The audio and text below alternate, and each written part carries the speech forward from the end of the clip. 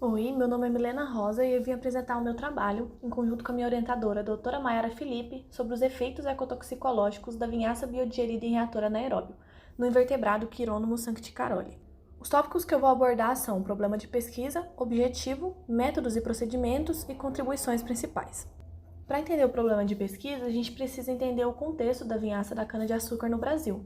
Por exemplo, em 2014 foram gerados no Brasil cerca de 280 bilhões de litros de vinhaça, cujo dessa totalidade, 97% foi utilizado para fertirrigação nas próprias lavouras da cana-de-açúcar. Isto é, a vinhaça foi lançada diretamente no meio sem nenhuma forma de tratamento. Essa problemática fez com que fossem desenvolvidas pesquisas na área sobre a utilização de biodigestores anaeróbios para a transformação da matéria orgânica presente na vinhaça em biogás.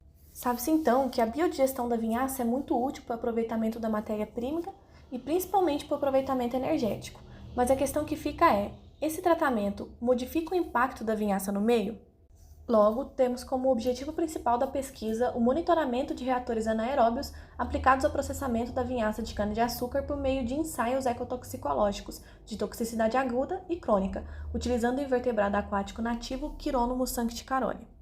Agora, falando dos métodos e procedimentos, para a montagem dos testes foram utilizados 4 tipos de vinhaça diferentes, sendo elas a vinhaça in natura, IN, e a vinhaça biodigerida em reatores anaeróbios, UASB, sendo eles o reator acidogênico, RA, e 2 reatores metanogênicos, RM1 e RM2.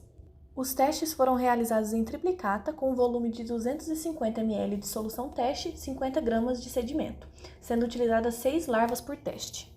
Para os testes de ecotoxicidade aguda, as diluições utilizadas foram 0,1, 0,4, 1,56, 6,25, 25 e 100%, numa exposição de 96 horas, cuja resposta analisada foi a mortalidade. Já para os testes de ecotoxicidade crônica, foram utilizadas as diluições 0,6, 0,9, 1,35, 2 e 3%, num tempo de exposição de 10 dias, e a resposta analisada foi a mortalidade e o crescimento corporal. Para a análise dos dados, foi utilizado o cálculo de concentração letal mediana, que é a concentração da amostra que causa efeito agudo a uma porcentagem X dos organismos no tempo de exposição, de 10% e 50%.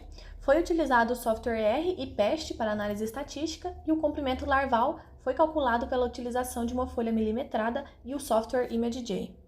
Agora, nas contribuições principais, para o teste de ecotoxicidade aguda, a vinhaça mais tóxica analisada foi a RA, já que ela teve efeito de mortalidade em 50% dos organismos a partir da concentração de 0,94, e as menos tóxicas foram as vinhaças IN e RM1, que apresentaram um CL50 de 1,7 e 1,22, e o CL10 de 0,51 e 0,57, respectivamente. Aqui temos um gráfico da mortalidade por diluição para os 4 tipos diferentes de vinhaça, e pode-se perceber que as vinhaças com menor mortalidade foram os traços pretos e azuis, que são a vinhaça IN e RM1.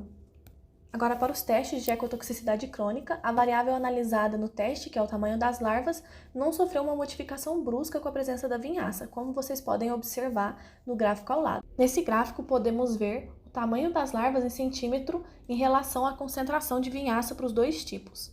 É importante reiterar que nesse teste foram desconsiderados os organismos em estágio de pupa ou que haviam se tornado adultos. Isto é, foram considerados apenas os organismos em estágio larval.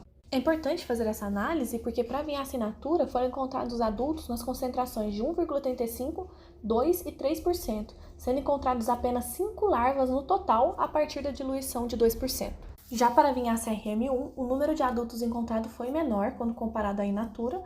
Entretanto, a partir da diluição de 2%, em média metade dos organismos se encontravam em estágio de pupa, o que se difere totalmente do controle, no qual todos os organismos foram encontrados no estágio larval. Além disso, segundo Carracossi 2021, o ciclo de vida esperado para o Chironomus é de 13 a 16 dias, sendo a fase adulta de apenas 2 dias de duração, o que se difere do que a gente percebeu no nosso teste, que teve duração de apenas 10 dias e já foi possível encontrar organismos no estágio adulto. Podemos concluir, então, que para teste de efeito agudo, a vinhaça metanogênica e a in natura têm o mesmo efeito. Já para os testes de efeito crônico, a variável tamanho das larvas foi inconclusiva, sendo observada pouca variação de tamanho nas concentrações mais baixas e uma variação maior nas concentrações mais altas.